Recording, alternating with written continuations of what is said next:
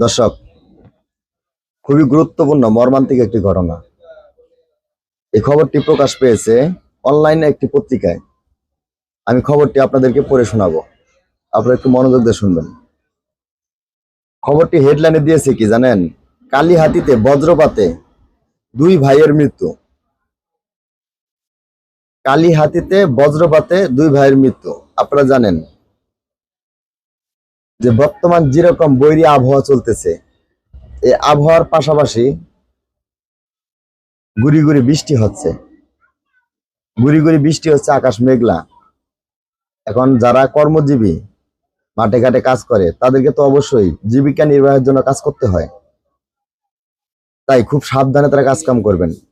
মাঠে ঘাটে কাজ করার সময় বজ্রপাত দেখে কাজ করবেন। অবশ্যই বজ্রপাতের সময় আপনারা নিরাপদ স্থানে যাবেন। যাই হোক, আমি খবরটি আপনাদেরকে পড়ে শোনাচ্ছি, আপনারা একটু মনোযোগ দিয়ে শুনুন। দেখেন, টাঙ্গাইলে জেলার কালীহাতিতে ধান কাটতে গিয়ে বজ্রপাতে দুই ভাইয়ের মৃত্যু হয়েছে। টাঙ্গাইল জেলার কালীহাতি থানায় ধান কাটতে গিয়ে বজ্রপাতে দুই ভাইয়ের মৃত্যু হয়েছে শনিবার সকাল 8টার দিকে উপজেলা বীরবাসিন্দা ইউনিয়নের নোয়াবাড়ি গ্রামে এই ঘটনাটি ঘটে। নিহতরা হলেন আফজাল হোসেন ও আমির হোসেন। যারা নিহত হয়েছেন তাদের নাম আফজাল হোসেন ও আমির হোসেন। তাদের বাড়ি দিনাজপুরের পীরগঞ্জ উপজেলা সদরে। তাদের বাড়ি হলো দিনাজপুরের পীরগঞ্জ উপজেলার সদরে। নিহতরা দুইজন সম্পর্কে আপন খালাতো ভাই।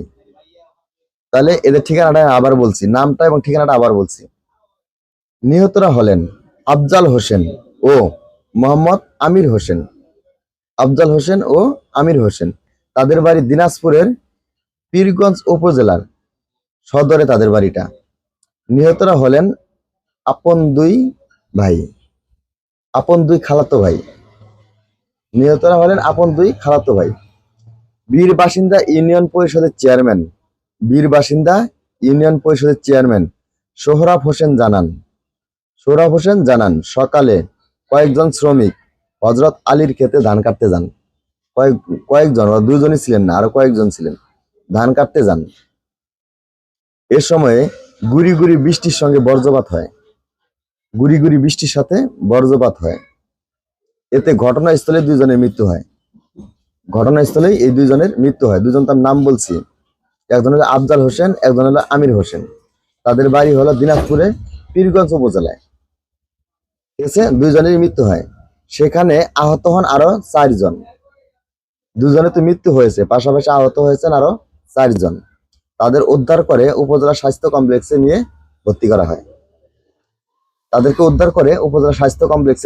ভর্তি করা হয়। মোটামুটি তারা সুস্থ আছে।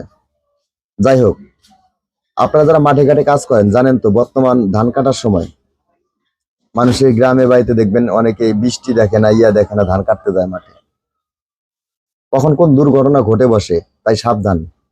আপনারা যখন মাঠে ঘাটে কাজ করবেন নিজের দিকে খেয়াল রাখবেন, কারণ আপনার উপরে ডিপেন্ড করে আপনার পরিবার, আপনার বউ, আপনার বাচ্চা, আপনার বাবা, আপনার মা, অনেকে আপনার উপরে ডিপেন্ড করে। তাই যখন দেখবেন যে এরকম বজ্রপাত হচ্ছে, অবশ্যই আপনারা নির্ধারিত একটি দূরত্ব বজায় রাখবেন এবং নিরাপদ আশ্রয় কেন্দ্রে যাওয়ার চেষ্টা করবেন বা নিরাপদ স্থানে যাওয়ার চেষ্টা করবেন। অবশ্যই নিয়মগুলো মেনে চলবেন। নিজে বাঁচবেন, আপনার পরিবারকে বাঁচানোর চেষ্টা করবেন। ধন্যবাদ। দেখা হবে পরবর্তী আরেকটা নিউজ নিয়ে। সে পর্যন্ত সুস্থ থাকেন, ভালো থাকেন। আল্লাহ হাফেজ।